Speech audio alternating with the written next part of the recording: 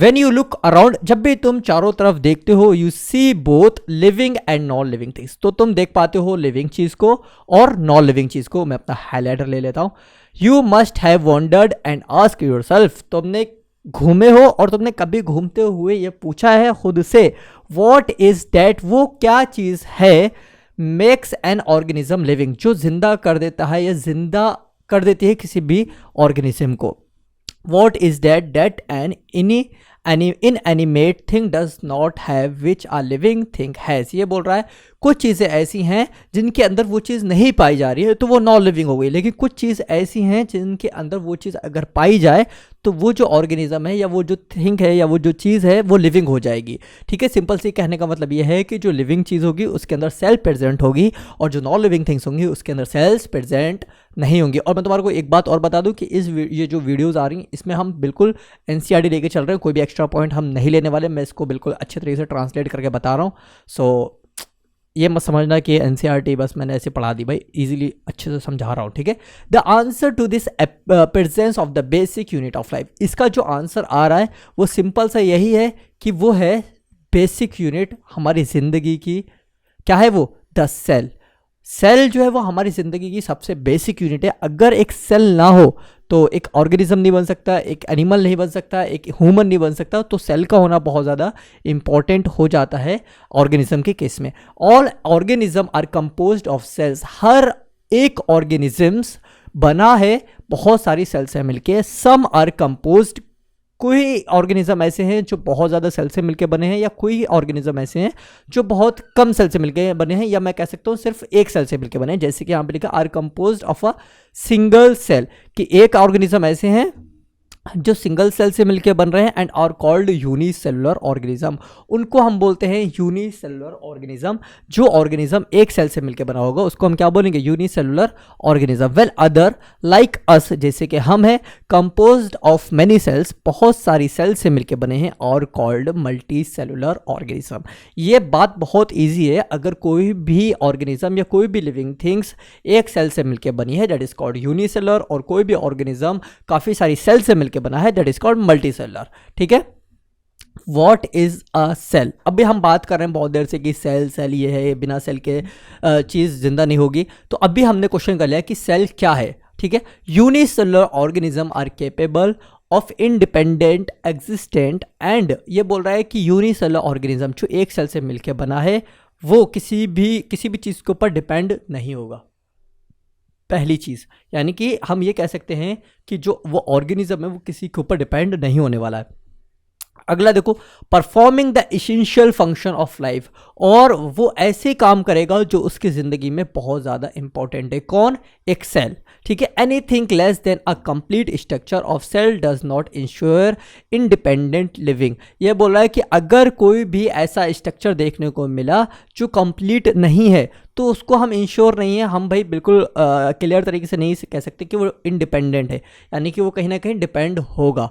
आगे देखो, हैंस, हालांकि cell is the fundamental and structural and functional unit of all living organism. ये line तो बहुत ज़्यादा इंपॉर्टेंट हो जाती है। एक लाइन अगर व्हाट इज सेल, अगर तुम 12th बोर्ड के हो या 11th बोर्ड के हो तो तुम्हारे पास क्वेश्चन आ सकता है व्हाट इज सेल 2 नंबर का, तो ईजिली तरीके से ये लिख देना कि cell is the fundamental structure and function unit of all living organism. यानी कि सेल एक ऐसी चीज़ है जो फंडामेंटली बहुत छोटी है और छोटी के साथ साथ ये एक काम भी करती है। ठीक है, एंटन वॉन लिवेनहॉक, हमारे पास एक ये साइंटिस्ट आ गया जिसका नाम है एंटन वॉन लिवेनहॉक। तो एंटन वॉन लिवेनहॉक ने पहली बार डिस्क्राइब्ड किया अ लाइव सेल, जिंदा सेल को। ठीक है, रॉबर्ट ब्राउन, अगर हम रॉबर्ट ब्राउन की बात करेंगे तो रॉबर्ट ब्राउन एक और साइंटिस्ट है, इसने डिस्कवर्ड किया था न्यूक्लियस। तो अभी मैं यहाँ पे तुम्हारे लिए एक एक्स्ट्रा पॉइंट बताने वाला हूँ। एक्स्ट्रा पॉइंट क्या है? जो हमारे पास रॉबर्ट हॉक था, रॉबर्ट हॉक ने जो सेल लिया था वो डेड सेल था। अगर क्वेश्चन आ जाए कि लिविंग सेल की सबसे पहले डिस्क्राइब किसने किया या सबसे पहले किसने लिविंग सेल को देखा, तो वो हमारा था एंटन वॉन लिवेनहॉक। और सेल के अंदर न्यूक्लियस प्रेजेंट होता है, वो किसने देखा? वो देखा रॉबर्ट ब्राउन ने। The invention of the microscope, और जो माइक्रोस्कोप का इन्वेंशन हुआ एंड इट्स इम्प्रूवमेंट, और उसके अंदर कुछ ना कुछ इम्प्रूवमेंट आए leading to the electron microscope, और उन्होंने वो वाले माइक्रोस्कोप को छोड़कर चले गए इलेक्ट्रॉन माइक्रोस्कोप पर, revealed all the structure detail of this cell, और उन्होंने सारे के सारे स्ट्रक्चर देख लिए जो सेल के अंदर पाए जा रहे थे। यानी कि हम ऐसे कह सकते हैं कि इलेक्ट्रॉन माइक्रोस्कोप ने हमारे को बहुत ज़्यादा हेल्प की है इंटरनल ऑर्गेनील्स को देखने के लिए। ठीक है, अब देख लो सेल थ्योरी इन 1838 मैथियस स्क्लैडन, ये बहुत ज़्यादा इंपॉर्टेंट हो जाता है नीट के पर्पज़ से कह सकता हूँ मैं, और अगर तुम्हारे को एक्स्ट्रा पॉइंट चाहिए तो ये बिल्कुल याद रख सकते हो अगर 11th बोर्ड के हो। अ जर्मन बॉटनिस्ट, और ये कैसा था, जर्मन का रहने वाला था और ये बॉटनिस्ट था। Examine a large number of plant, ये बहुत ज़्यादा प्लांट पर वर्क कर रहा था या उनको देख रहा था। Observe that all plant are composed of different kind of cell which form tissue of the plant. ये बोल रहा है कि जो बहुत सारे प्लांट इसने देखे, देखने के बाद इसने बताया कि ये सारे के सारे जो प्लांट हैं ये किसी ना किसी सेल से मिलके बने हैं, और वो जो सेल है वो अलग अलग भी हो सकती हैं। ऐसा नहीं है कि एक ही सेल से मिलकर बन रहे हैं, कुछ सेल्स अलग अलग भी होती हैं, और काफ़ी सारी सेल्स मिलकर किस में बदल जा रही हैं, हमारी टिश्यूज़ में बदल जा रही हैं। किस में बदल जा रही हैं, टिश्यूज़ में ऑफ द प्लांट के। ठीक है, at about the same time, अगर हम सेम टाइम की बात करें मतलब उसी समय की बात है, जैसे कि अभी मैं यहाँ पर पढ़ा रहा हूँ तो एक और कोई इंसान आए वो भी कोचिंग ऑनलाइन यूट्यूब पर पढ़ाने लगे, तो हम दोनों बिल्कुल सेम तरीके के पढ़ा रहे हैं, लेकिन आने वाले टाइम में हम रिवील हो जाए, यानी कि हम ऐसे कह सकते हैं कि फेमस हो जाए, तो हम दोनों सेम फेमस होंगे एक समय पर आकर। तो ऐसे यहाँ पर दोनों के दोनों खोज कर रहे हैं और एक अलग अलग जगह पर खोज कर रहे हैं। ठीक है, देयर इज़ अ स्वान, यहाँ पर एक जो साइंटिस्ट है स्वान 1839 में आया था, 1839 में, और ये कैसा था, ब्रिटिश था, और ये जूलॉजिस्ट था। ये कैसा था, जूलॉजिस्ट था। याद रखना हमारे को, ये जर्मन का था, ये ब्रिटिश का था। ठीक है, और ये था हमारा जूलॉजिस्ट। ये वर्क कर रहा था भाई, ये वर्क कर रहा था एनिमल के ऊपर। ठीक है, और वो वर्क कर रहा था हमारे पास किसके ऊपर, प्लांट सेल के ऊपर। ठीक है, study different types of animal cell, इनने काफ़ी तरीके की अलग अलग सेल्स को देखा, and reported that cell had a thin outer layer, और इसने एक रिपोर्ट बनाई, उसमें लिखा कि एक पतली सी लेयर पाई जाती है बाहर की तरफ, which is today known as the plasma membrane, जिसको आज के टाइम पे हम बोलते हैं plasma membrane. Okay, he also concluded, और उसने ये भी कंक्लूड करके बताया based on his studies on plant tissue that the presence of cell wall is a unique character. ये भी कंक्लूड करके बताया कि जो प्लांट है उसमें सेल वॉल प्रेजेंट होती है। ठीक है, ये एक यूनिक कैरेक्टर हो जाता है हमारा प्लांट सेल के अंदर। जैसे कि अगर मैं पूछूं कि प्लांट सेल को और एनिमल सेल को तुम कैसे पहचानोगे, अगर मैं तुम्हारे को स्ट्रक्चर दे दिया जाए या तुम्हें माइक्रोस्कोप में दिखाया जाए कि कौन सा इसमें सेल वॉल है और कौन सा इसमें प्लाज्मा मेम्ब्रेन है, तो तुम सेल वॉल और प्लाज्मा मेम्ब्रेन को देख के बता दोगे कि ये प्लांट की सेल है और ये एनिमल की सेल है। ठीक है, on the basis of this Schwann proposed and hypothesis, Schwann की ये हाइपोथेसिस थी। हाइपोथेसिस का हम बोल सकते हैं एक तरीके से उसने माइंड से बनाई हुई थ्योरी थी। That's it, that the bodies of animal and plant are composed of cells and product of cell. उसने कहा कि जो एनिमल है और जो प्लांट है वो मिलकर बने हैं सेल से, और वो प्रोडक्ट भी हैं सेल के। ठीक है, अब देखो स्क्लैडन एंड स्वान, कौन आया, Schleiden and Schwann together formulated the cell theory. इन्होंने सेल थ्योरी तो दी थी, ये बात याद रखना हमारे को, कि हमारे पास जो स्क्लैडन और स्वान था दोनों ने मिलके ना क्या दी, एक थ्योरी दी, लेकिन ये थ्योरी अच्छे तरीके से एक्सप्लेन नहीं कर पाए। जैसे कि अभी मैं तुम्हारे को अच्छे तरीके से समझाना चाह रहा हूँ, और मेरे साथ में एक और जो टीचर थे या एक और जो सर थे वो भी तुम्हारे को समझा रहे थे, लेकिन उन्होंने अच्छे तरीके से आपको नहीं समझा पाए तो वो फेल हो गए टीचिंग में। मैंने अच्छे तरीके से समझा दिया तो मैं पास हो गया और मैं आगे बढ़ जाऊँगा। तो ऐसे ही यहाँ पर क्या हुआ, ये अच्छे तरीके से एक्सप्लेन नहीं कर पाए how new cell were formed, ये नहीं बता पाए कि जो नई सेल है वो किस तरीके से बन रही है। Clear. Rudolf Virchow 1855, Rudolf Virchow is a scientist, ये साइंटिस्ट का नाम है, देखो नाम ऐसे ही आते हैं भाई। रुडोल्फ विर्च्यू आया 1855 में, first explain that cell divided and new cells are formed from pre existing cells. देखो ये थोड़ा चालू आदमी था, इसने वर्क तो किया, इसने वर्क करने के बाद ये बोल दिया कि जो सेल है वो डिवाइड हुई है, सेल है वो क्या हुई है, डिवाइड होके एक और न्यू सेल बनाई। ठीक है, are found from pre existing cell, ये ऐसे बनी जैसे कि पहले वाली सेल थी। अगर मैं थोड़ा सा तुम्हें डायग्राम दिखाऊं तो हमारे पास ये सेल है, इस सेल को अगर मैं डिवाइड करूंगा तो ये वाली सेल से दो सेल बन रही है। अब मैं बोलूं कि ये दो सेल कैसे बनी, तो मैं बोलूंगा ये दो सेल ऐसे बनी, इसकी पहले वाले से बनी।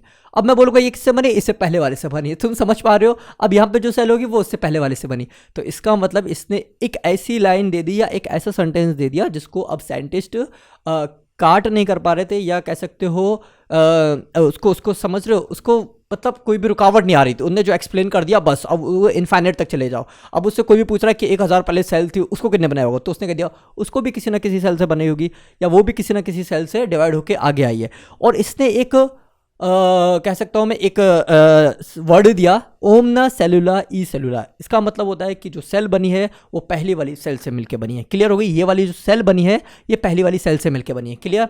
ही मॉडिफाई द हाइपोथेसिस, इसने मॉडिफाई किया हाइपोथेसिस, जो उनके सोच थे, जो उनके विचार थे, and Schleiden and Schwann to give the cell theory a final shape. बाद में जाके फाइनल शेप हो गया हमारा स्क्लेडन और स्वान का, क्योंकि इनकी बात जो इनकम्प्लीट थी वो अब कंप्लीट हो गई। Cell theory as understood today, आज के टाइम पे हम सेल थ्योरी को किस तरीके से समझते हैं। अब क्या बोल रहा है यहाँ पे, all living organism are composed of cells, सारे के सारे लिविंग ऑर्गेनिज्म हैं वो मिलकर बनते हैं किसके द्वारा, सेल्स के द्वारा, एंड प्रोडक्ट ऑफ सेल्स। समझ गए, देखो कंपोज्ड ऑफ सेल्स बने किससे मिलकर, सेल से, ठीक है। अब जो बनेगा वो प्रोडक्ट जो बन रहा है वो भी पूरा का पूरा सेल का होगा। ऐसा नहीं है कि भाई हमने कंपोज मिलाए तो सेल लेके आगे जाके कुछ और बन गया, ऐसा नहीं है। आगे जाके भी जो प्रोडक्ट मिलेगा वो भी सेल्स का ही होगा, ठीक है। All cell arise from pre existing cell, हर एक सेल अराइज का मतलब होता है निकलती है फ्रॉम प्री एग्जिस्टिंग सेल, पहली वाली सेल से मिलकर। ये दो लाइनें जो हैं वो काफ़ी इंपॉर्टेंट हो जाती हैं, पूछा जा सकता है कि आज के टाइम में हम कैसे समझते, तो ये बता सकते हो तुम। अब आ जाते हैं हम एन ओवरव्यू ऑफ सेल। अभी हमने इलेक्ट्रॉन माइक्रोस्कोप को पूरा का पूरा खोल लिया है और उसके नीचे हमने एक सेल रख लिया। अब हम देख रहे हैं कि इसके अंदर कि कैसे कैसे करके ऑर्गेनील्स हैं, या हम उसका व्यू देख रहे हैं अच्छे तरीके से। You have earlier observe cell in an onion peel and और ह्यूमन चिक। ये बोल रहा है कि जो ओनियन पील का मतलब होता है छिक्कल, उसका किसका, प्याज का छिक्कल, और तुम्हारा ह्यूमन का चिक, इंसान का गाल, सेल अंडर द माइक्रोस्कोप, इसकी सेल को उठा के हमने माइक्रोस्कोप में रख दिया। Let us recollect their structure, अब इसके स्ट्रक्चर को हम रिकलेक्ट करते हैं। The onion cell which is typical plant, एक ओनियन जो सेल है वो एक टिपिकल है, ऐसा नहीं कि वो यूनिसेलर है, टिपिकल है। टिपिकल का मतलब थोड़ा मल्टी सेलर है, या मैं बोल सकता हूँ कठोर है। Has a distinct cell wall, इसके पास क्या प्रेजेंट थी, cell wall, as its outer boundary, इसकी चारों तरफ बाउंड्री पर, and just with it is the cell membrane. जैसे ही इन्होंने सेल वॉल को देखा बाहर की तरफ से, वैसे ही इन्होंने सेल मेम्ब्रेन को अंदर की तरफ देखा गया। यानी कि सेल वॉल जो थी वो बाहर की तरफ पाई जाती है प्लांट सेल में, और जो सेल मेम्ब्रेन होती है वो सेल वॉल के अंदर की तरफ होती है, ठीक है। The cell of the human cheek have an outer membrane as the delimiting structure of the cell. Inside each cell is a dense membrane. अब ये वही बोल रहा है कि हर एक सेल के अंदर एक डेंस मेम्ब्रेन बॉन्ड पाया जाता है, जिसको हम क्या बोलते हैं, न्यूक्लियस बोलते हैं। यानी कि अगर हम एक सेल को देखेंगे तो इस सेल के अंदर हमारे को एक गाढ़ा गाढ़ा सा स्ट्रक्चर होगा। गाढ़ा गाढ़ा सा मतलब समझते हो, थोड़ा सा ऐसा दिखेगा कि इसमें बहुत सारी चीज़ें भरी हुई हैं, तो ऐसा गाढ़ा गाढ़ा से इनको एक स्ट्रक्चर देखने को मिला। This nucleus contain the chromosome, इस न्यूक्लियस के अंदर क्या प्रेजेंट था, क्रोमोसोम प्रेजेंट था, which in turn contain the genetic material, जो आगे जाके बदल जाएगा किसमें, जेनेटिक मटेरियल में। That is called DNA. DNA भी हो सकता है और आरएनए भी हो सकता है, लेकिन अभी हम एनिमल सेल की बात कर रहे हैं तो ज़्यादातर डीएनए का तुम सोचोगे, ठीक है। या क्वेश्चन आ सकता है कि which genetic material is present in animals, तो डीएनए लगा के आना। Cells that have membrane bond nuclei और कॉल्ड यूकैरियोटिक। अब यहाँ पर इसने एक बात बहुत ज़्यादा इंपॉर्टेंट बोल दी। ये बोल रहा है कि ये तुम्हारे पास क्या था, ये तुम्हारे पास न्यूक्लियस था। अगर न्यूक्लियस के चारों तरफ ऐसी करके दीवार देखने को मिल रही है तुम्हें, ठीक है। ये भी हमारा 2D में स्ट्रक्चर है। अगर तुम 3D में देखोगे तो लाइक तुम्हारे को ऐसा दिखेगा जैसे बॉल होती है, इस तरीके का न्यूक्लियस दिखेगा। अगर न्यूक्लियस के चारों तरफ वॉल है यानी कि दीवार है, तब हम ऐसी सेल को या उस ऑर्गेनिज्म को यूकैरियोटिक बोलेंगे, ठीक है। वेयर, इसका थोड़ा हम कलर पिंक कर देते हैं। Where is cell that lack a membrane, अगर लैक मेम्ब्रेन यानी कि मेम्ब्रेन ना हो, बॉन्ड न्यूक्लियस और प्रोकैरियोटिक, तो क्या कहलाता है, प्रोकैरियोटिक्स कहलाता है। क्लियर होगी बात। In both prokaryotic and eukaryotic cells a semi fluid matrix. ये क्या बोल रहा है, ये बोल रहा है कि प्रोकैरियोट्स और यूकैरियोट्स के अंदर, यानी कि वो सेल जिसके चारों तरफ, यानी कि जिसके न्यूक्लियस के चारों तरफ वॉल सेल मेम्ब्रेन प्रेजेंट होगी, ठीक है, वो तो यूकैरियोटिक हो गए। और जिसके प्रेजेंट नहीं है ये चीज़, उसको हम बोलेंगे प्रोकैरियोटिक। तो दोनों सेल के अंदर प्रेजेंट होगा हमारे पास semi fluid matrix called cytoplasm, जिसको हम क्या बोलते हैं, साइटोप्लाज्म बोलते हैं। Occupies the volume of the cell, जो कि पूरे के पूरे वॉल्यूम को घेर लेता है एक सेल के। The cytoplasm is the main area, cytoplasm जो है वो एक मेन एरिया है of cellular activities in both the plant and animal cell. ये समझ लो एक तरीके से कि अगर तुम्हारे पास साइटोप्लाज्म नहीं है, यानी कि तुम्हारे सेल के पास साइटोप्लाज्म नहीं है, तो उसके अंदर कोई भी एक्टिविटी नहीं होगी और साथ ही साथ जो ऑर्गेनेल्स है वो फंक्शन नहीं करेंगे। जैसे कि किसी भी इंसान की डेथ हुई, डेथ होने का मतलब ये होता है कि उसके जो साइटोप्लाज्म है वो अब मूवमेंट नहीं कर पा रहा है या उसके अंदर कोई भी हरकतें नहीं हो रही है। जैसे ही वो हरकतें होना बंद हो जाती हैं तो वो सेल खत्म, जब वो सेल खत्म तो वो टिश्यू खत्म हो जाएगा, फिर समझ लो ऑर्गन खत्म, ऑर्गन सिस्टम खत्म, फिर पूरा इंसान खत्म हो जाएगा या एनिमल खत्म हो जाएगा। Okay, various chemical reaction occur in it to keep the cell in the living state. बहुत सारी रिएक्शनें होती हैं सेल के अंदर जिससे कि तुम्हारा जो सेल है वो लिविंग स्टेट में रहे, जिंदा स्टेट में रहे। बी साइड द न्यूक्लियस, अगर हम न्यूक्लियस के साइड में देखें, the eukaryotic cells have other membrane bond distinct structure called organelles. ये बोल रहा है कि तुमने न्यूक्लियस देखा गुड ना कर, लेकिन बोल रहा है नहीं, तुम थोड़ा सा साइड में भी देखो माइक्रोस्कोप डाल के तो तुम्हारे को वहाँ पर काफ़ी सारे मेम्ब्रेन बॉन्ड ऑर्गेनेल्स देखने को मिलेंगे, यानी कि उनके चारों तरफ मेम्ब्रेन प्रेजेंट होगी। लाइक जैसे कि एंडोप्लाज्मिक रेटिकुलम जिसको हम ER से शो करते हैं, गोल्जी कॉम्प्लेक्स इसके पास भी मेम्ब्रेन प्रेजेंट होगी, ठीक है। लाइसोसोम, माइटोकॉन्ड्रिया, माइक्रोबॉडीज और वैक्यूल, इनके अंदर क्या प्रेजेंट होने वाली है, एक मेम्ब्रेन बॉन्ड या मैं बोल सकता हूँ मेम्ब्रेन प्रेजेंट होने वाली। जैसे कि अभी मेरे पास माइटोकॉन्ड्रिया है लाइक दिस, तो माइटोकॉन्ड्रिया का आपने स्ट्रक्चर देखा होगा, मेरे को माउस इतने अच्छे चला नहीं आ रहा है, तो ये माइटोकॉन्ड्रिया का स्ट्रक्चर है। तो माइटोकॉन्ड्रिया के आप चारों तरफ क्या देख रहे हो, ये जो दिख रही है ये मेम्ब्रेन बॉन्ड है, ये क्या है, मेम्ब्रेन बॉन्ड है। क्लियर हो गई। The prokaryotic cell lack such membrane bond organelles, लेकिन प्रोकैरियोटिक सेल्स के अंदर मेम्ब्रेन बॉन्ड प्रेजेंट नहीं होते गाइज, ये बहुत ज़्यादा इंपॉर्टेंट लाइन है।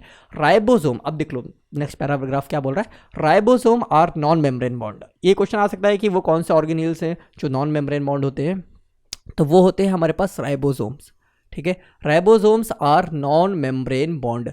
राइबोसोम ऐसे होते हैं जिनके चारों तरफ मेम्ब्रेन प्रेजेंट नहीं होगी, यानी कि इस तरीके से मेम्ब्रेन नहीं हो रही, बस पड़े हैं वो, बस इसके चारों तरफ मेम्ब्रेन नहीं होगी। क्लियर होगी बात, ठीक है। आगे देखो, organelles found in all cell, और ये हर सेल के अंदर प्रेजेंट होगा। इसका मतलब ये है कि प्रोकैरियोटिक और यूकैरियोटिक, बोल भी रहा आगे, eukaryotic as well as prokaryotic, यानी कि जो हमारे पास राइबोसोम है वो नॉन मेम्ब्रेन बॉन्ड है और वो ऑर्गेनील पाया जाएगा हर सेल के अंदर, चाहे सेल वो यूकैरियोटिक हो चाहे सेल वो प्रोकैरियोटिक हो। Easy within the cell के अंदर ribosomes are found not only in the cytoplasm. अब क्या बोल रहा है कि राइबोसोम सिर्फ नहीं पाया जाता है साइटोप्लाज्म के अंदर, but also with in the 2 organelle, साथ ही साथ 2 ऑर्गेनेल के अंदर और पाया जाता है राइबोसोम। जैसे कि पहला लिखा है क्लोरोप्लास्ट और दूसरा लिखा है mitochondria, and on rough endoplasmic reticulum. देखो रफ एंडोप्लाज्मिक रेटिकुलम के अंदर नहीं होता है, ये बात याद रखना, रफ एंडोप्लाज्मिक रेटिकुलम के ऊपर होता है राइबोसोम लगा हुआ, लेकिन यहाँ पर इससे पूछा है क्वेश्चन कि कहाँ पर पाया जाता है, इसका मतलब हो गया अंदर की बात चल रही है, तो क्लोरोप्लास्ट के अंदर और माइटोकॉन्ड्रिया के अंदर। अगर कोई पूछे कि रफ एंडोप्लाज्मिक पे होता है लेकिन अंदर नहीं होता है, उसकी आउटर सरफेस पे होता है।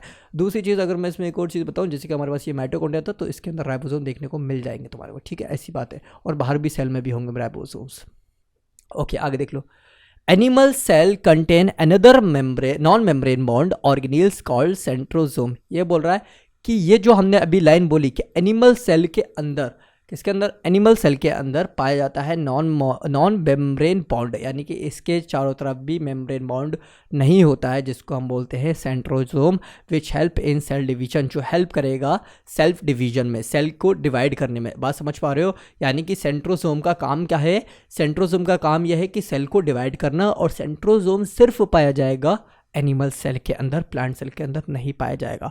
तो एक तरीके से हम ये भी पहचान सकते हैं, प्लांट सेल अगर होगी तो उसके अंदर सेल वॉल होगी, दूसरी चीज़ उसके अंदर सेंट्रोसोम अब्सेंट होगा, लेकिन एनिमल सेल के अंदर सेल मेम्ब्रेन होती है, सेल वॉल अब्सेंट होती है, लेकिन सेंट्रोसोम प्रेजेंट होता है। क्लियर होगी बात। Cells differ greatly in size, cell जो है वो अलग अलग साइज़ में होती है, शेप में होती है, एंड एक्टिविटीज़ और हरकतें भी अलग अलग करती है। फॉर एग्जांपल अगर हम एग्जांपल लें तो यहाँ पर लिखा है माइकोप्लाज्म जो है वो सबसे छोटी सेल है, आर ओनली 0.3 माइक्रोमीटर, कितने हैं 0.3 माइक्रोमीटर इन लेंथ, इसकी लंबाई जो है वो बहुत ज़्यादा कम है। तो ऐसा क्वेश्चन आ सकता है which is the smallest cell, ठीक है, तो तुम्हारा आंसर होना चाहिए माइकोप्लाज्म। अगर लेंथ पूछ ले तो बता देना 0.3 माइक्रोमीटर। वेल बैक्टीरिया, अगर हम बैक्टीरिया की बात करेंगे तो बैक्टीरिया जो है कुड बी 3 to 5 माइक्रोमीटर, जो हमारा बैक्टीरिया होगा वो माइकोप्लाज्म से थोड़ा बड़ा होगा। The largest isolated single cell is the egg of an ostrich, सबसे लार्जेस्ट सेल जो है, और वो भी सिंगल सेल, ठीक है, सिंगल सेल जो है वो कौन है, ऑस्ट्रिच है। ऑस्ट्रिच का अंडा यानी कि शुतुरमुर्ग का अंडा सबसे बड़ा होता है, ठीक है, बड़ा का मतलब समझ रहे हो, बड़ा होगा, लंबा नहीं होगा, बड़ा होगा। लार्जेस्ट का मतलब होता है बड़ा।